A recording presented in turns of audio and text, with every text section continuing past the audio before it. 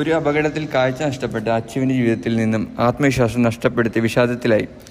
തൻ്റെ നിരാശയെ മറികടക്കാൻ അവനൊരു ഡോക്ടറെ സമീപിച്ചു.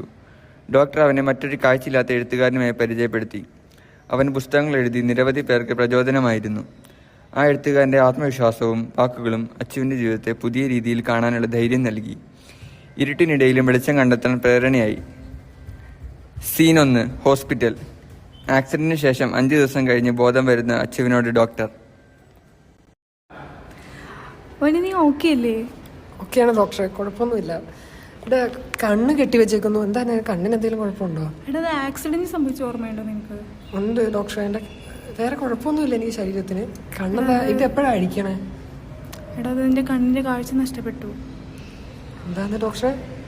എനിക്ക് കണ്ണിന് കാണാൻ ഞങ്ങൾ മാക്സിമം ട്രൈ ചെയ്താ, പക്ഷേ എനിക്കിനി കാണാൻ പറ്റത്തില്ല ഇപ്പോൾ ഒരിക്കലും. ഡോക്ടറെ, എനിക്ക് എന്ത് പറയുന്നത് എനിക്കൊന്നും മനസ്സിലാവുന്നില്ല ഡോക്ടറെ. എടാ, നിന്റെ ജീവൻ തിരിച്ചു കിട്ടിയില്ലേ? ജീവൻ തിരിച്ചു കിട്ടിയത്? എന്റെ സ്വപ്നങ്ങളെല്ലാം നഷ്ടപ്പെട്ടില്ലേ? ഞാൻ ഇനി എന്തിനാണ് ജീവിക്കുന്നത് ഡോക്ടറെ? ഡോക്ടർ അത് പറഞ്ഞാൽ മനസ്സിലാവും. നിന്റെ കണ്ണല്ലേ പോയിട്ടുള്ളൂ. ഇതിലും നല്ല ഞാൻ മരിക്കുന്നതല്ലായിരുന്നു. എങ്ങോട്ട് ഞാൻ വന്നിട്ട് എന്ത് ചെയ്യാനാണ്? എനിക്ക് എന്റെ കണ്ണിന്റെ കാഴ്ച കണ്ടാൽ എന്റെ കണ്ണിന്റെ കാഴ്ച തിരിച്ചിട്ടു. എന്റെ കാഴ്ച പോയില്ലേ? ഇതില് ഞാൻ എന്തുവാ? സീൻ 2. അച്ചുവിനെയും കൂട്ടി അരവിന്ദിനെ കാണാൻ പോകുന്ന ഡോക്ടർ: നീ വിഷമിക്കാണ്ടിരിക്കേ. ഇനി എന്തിനാ ഡോക്ടറെ? ഞാൻ വന്നിട്ട് എന്തിനാ? എന്റെ ജീവിതം നശിച്ചില്ലേ? എടാ, ഞാൻ നിനക്കൊരു കുട്ടീനെ പരിചയപ്പെടുത്തരാം. അവന്റെ പേര് അരവിന്ദ് എന്നാ. നീ ഒന്ന് സംസാരിച്ചു നോക്ക്. ഞാൻ സംസാരിച്ചിട്ട് എന്തിനാ ഡോക്ടറെ? എടാ, നീ ഒന്ന് സംസാരിക്കേ. അരവിന്ദ്, ഡോക്ടർ വന്നോ? എങ്ങനെ പോണു നിന്റെ എഴുത്തൊക്കെ? ഡോക്ടർ, കുറച്ച് ദിവസം കൊണ്ട് ഞാൻ ഒരു ബുക്ക് എഴുതുന്നതിനെ കുറിച്ച് ആലോചിക്കുമായിരുന്നു. പക്ഷെ എന്തോ അതിൻ്റെ തുടക്കം കിട്ടുന്നില്ലായിരുന്നു. ഇന്ന് അപ്രതീക്ഷിതമായിട്ട് ഞാൻ ഒരു പൂനെ സ്പർശിച്ചപ്പോൾ എന്തോ അതിൻ്റെ തുടക്കം കിട്ടി. അല്ല, ഡോക്ടറിൻ്റെ കൂടെ വേറെ ആരെങ്കിലും ഉണ്ടോ? എടാ, ഇത് അച്ചു. ഇവനും നിനക്ക് പോലെ കുറേ സ്വപ്നങ്ങളൊക്കെ ഉണ്ടായിരുന്നു.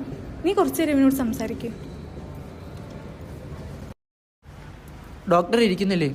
ഇല്ലടാ, എനിക്ക് കുറച്ച് തിരക്കുണ്ട്. നിങ്ങൾ സംസാരിക്കേ. നീ ഇരിക്കടാ. എന്തുപറ്റി? നിനക്ക് നല്ല വിഷമമുണ്ടല്ലോ. ചേട്ടാ, എൻ്റെ കാഴ്ച നഷ്ടപ്പെട്ടു ചേട്ടാ. എൻ്റെ സ്വപ്നങ്ങളെല്ലാം പോയി. ഇനി ഞാൻ എന്തിനാ ജീവിക്കുന്നത്? എടാ, നീ ഇങ്ങനെ വിഷമിക്കല്ലേ. 5 വർഷം മുമ്പേ എന്റെയും കണ്ണിന്റെ കാഴ്ച നഷ്ടപ്പെട്ടതാ. പക്ഷേ എനിക്ക് വലിയൊരു എഴുത്തുകാരനാവണമെന്ന് അന്ന് ഞാൻ ഇതുവരെ ഉപയോഗിച്ചായിരുന്നെങ്കിൽ ഇപ്പം ഞാൻ 3 ബുക്ക് എഴുതി. അതിപ്പോഴും എനിക്ക് എഴുത്തുകാരനാവാനേ സാധിക്കത്തില്ലായിരുന്നു. ചേട്ടാ, അതുപോലെ അല്ല ചേട്ടാ. എനിക്ക് ആ ആക്സിഡന്റ് അങ്ങ് മരിച്ചാൽ മതിയായിരുന്നു എന്നാ തോന്നുന്നു. എടാ, നീ അങ്ങനെ പറയല്ലേ. ഞാൻ ആർക്ക് വേണ്ടി ജീവിക്കാനാണ് ചേട്ടാ? എന്തിനു വേണ്ടി? നീ നിന്റെ വീട്ടുകാരെ കുറിച്ച് ആലോചിക്കുക. നിന്റെ കഴിവ് നീ വളർത്തിക്കൊണ്ട് വാ. നിന്റെ അതിനു വേണ്ടി ഞാൻ സപ്പോർട്ട് ചെയ്യാം. നിനക്ക് ഇത് പുതിയൊരു കാര്യങ്ങൾ പഠിപ്പിച്ചു തരാം. നീ ബാ.